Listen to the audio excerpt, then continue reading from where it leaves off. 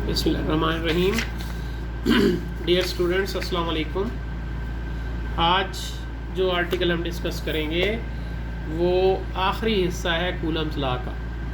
तो Coulomb's law का आखिरी हिस्सा जो है वो बयान कर रहा है कि अगर चार्जेस के दरमियान, ठीक है जी, मीडियम मौजूद हो, अगर आप मीडियम रख दें तो उनकी जो कूलम फोर्स है उस पर क्या इफ़ेक्ट होगा।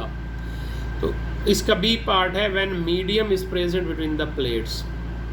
अगर मीडियम रख दिया जाए प्लेटों के दरमियान या चार्जेस के दरमियान, प्लेट्स नहीं चार्जेस है, ये medium is present between the charges. When medium is present between the charges मौजूद हैं आपके पास, उनके दरमियान आपने मीडियम रख दिया है, तो कूलम फोर्स का इफ़ेक्ट क्या होगा। तो यहाँ पर वो लिखता है कि we now consider the effect of medium between the two charges upon Coulomb force. तो अब ये ज़हन में रखिए कि medium is always an insulator. हमेशा जो मीडियम रखेंगे वो इंसुलेटर होना चाहिए। अब इंसुलेटर जो मीडियम होगा उसको कहते क्या हैं, उसको डाई इलेक्ट्रिक कहते हैं। The medium which is placed between the charges is always an insulator and it is called dielectric। ठीक है जी। अब ये देखा गया है कि प्रेजेंस ऑफ डाईइलेक्ट्रिक, कि अगर आप डाईइलेक्ट्रिक को इंसर्ट कर दें चार्जेस के दरमियान, तो डाईइलेक्ट्रिक की मौजूदगी always reduces the electrostatic force, always reduces the electrostatic force which is Coulomb force। तो ये आपने यहाँ पर पढ़ा कि अगर आप मीडियम रख देंगे तो रिड्यूसेस हो जाएगी इलेक्ट्रिक फोर्स, इलेक्ट्रोस्टैटिक फोर्स कितनी कम हो जाएगी, देन किसके हिसाब से, as compared with that in free space.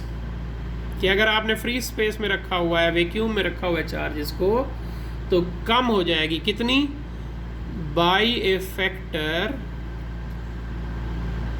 Which is a constant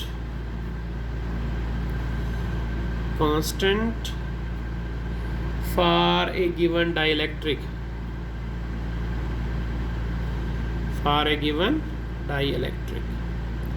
जो कि दिए गए डाइइलेक्ट्रिक के लिए कांस्टेंट होता है। It is called epsilon r।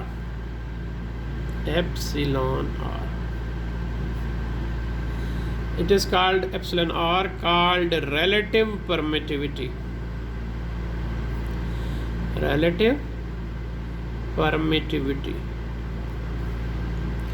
अब relative permittivity जो है वो एक कांस्टेंट है और इसकी वैल्यू मुख्तलिफ जो है उनके लिए मुख्तलिफ होगी, डिफरेंट फॉर डिफरेंट मीडिया।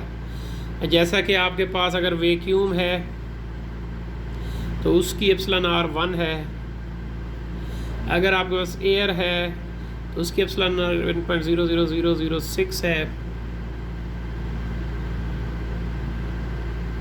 1.0006। और अगर आपके पास है मिसाल के तौर पर माइका है तो 3 to 7.5 है। और अगर वाटर है, वाटर भी डिस्टिल्ड, आम वाटर जो है उसमें नमकियात होते हैं तो वो इंसुलेटर नहीं होता, डिस्टिल्ड वाटर जो है उसमें 78.5।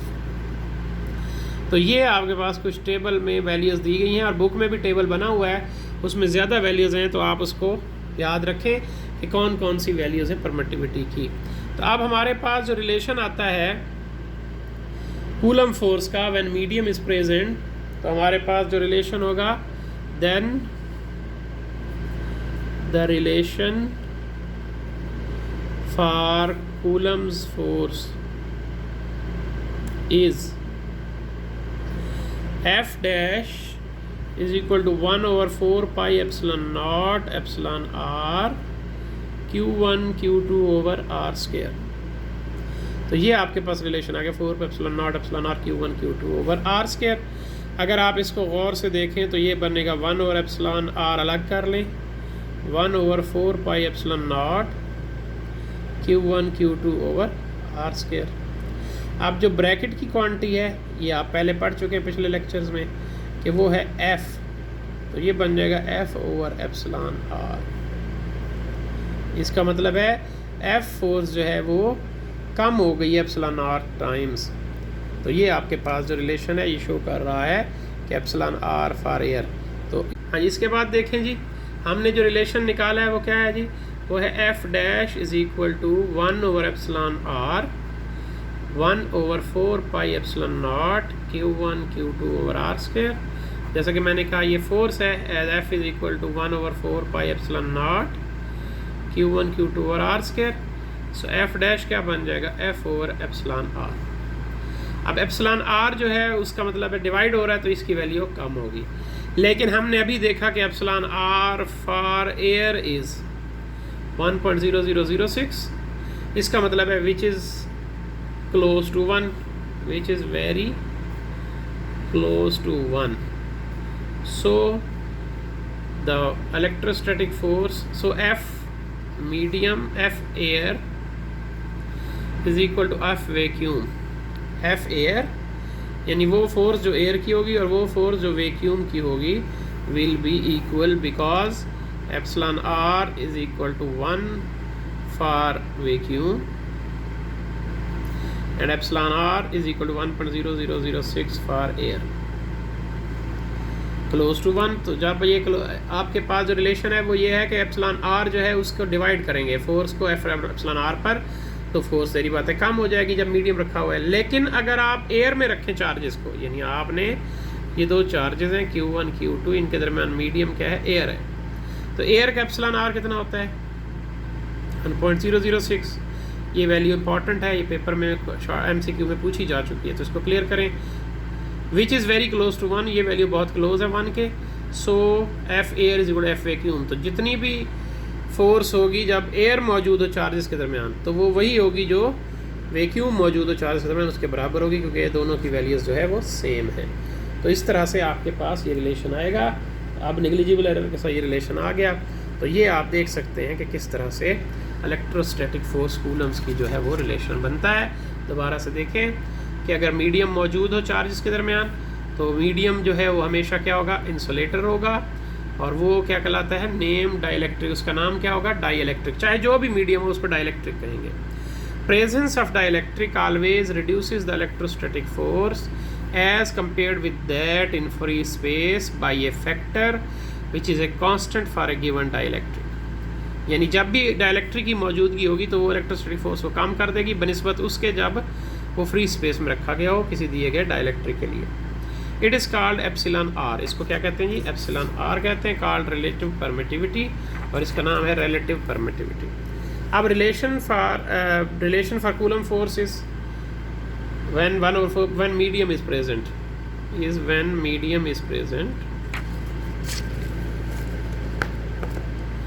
when medium is present।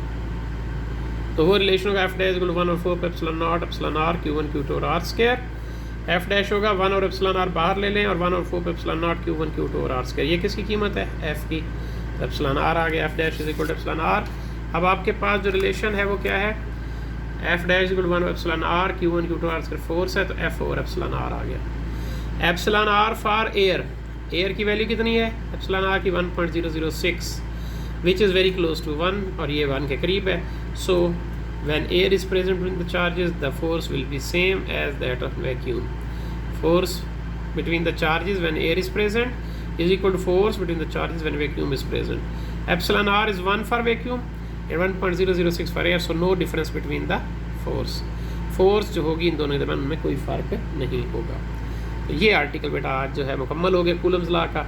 इसको क्लियर करें, इसमें कोई कन्फ्यूजन हो, कोई क्वेश्चन हो तो आप व्हाट्सएप ग्रुप में भी आ सकते हैं और वैसे इसके अलावा भी आप क्वेश्चन कर सकते हैं। इस पूरे आर्टिकल के नोट्स जो है आपने बनाने हैं और मुझे व्हाट्सएप ग्रुप पे भेजने हैं चेक कराने के लिए, ताकि कोई कन्फ्यूजन हो तो मैं आपको बता सकूं, कोई गलती हो। अगर आपका कोई क्वेश्चन हो तो आप भी पूछ सकते हैं। तो कोशिश करें कि आप मुझे जो है कल किसी वक्त भी दिन के टाइम, आज नहीं कल किसी वक्त भी दिन के टाइम आप मुझे नोट्स शेयर कर दें इस आर्टिकल के, ताकि इसके जो है आपको पता चल जाए कि आपने किस तरह से नोट्स बनाने हैं। फिर उसमें मैं क्वेश्चंस आपको भेज दूंगा, आपने उसका हल करना है। यानी आपको एक टेस्ट मैं छोटा सा ले लूँगा इसी आर्टिकल का। तो आप देख लें, ये आर्टिकल पूरा लॉन्ग क्वेश्चन में बहुत दफ़ा आ चुका है, कूलम्स लॉ, तो इसको क्लियर करें।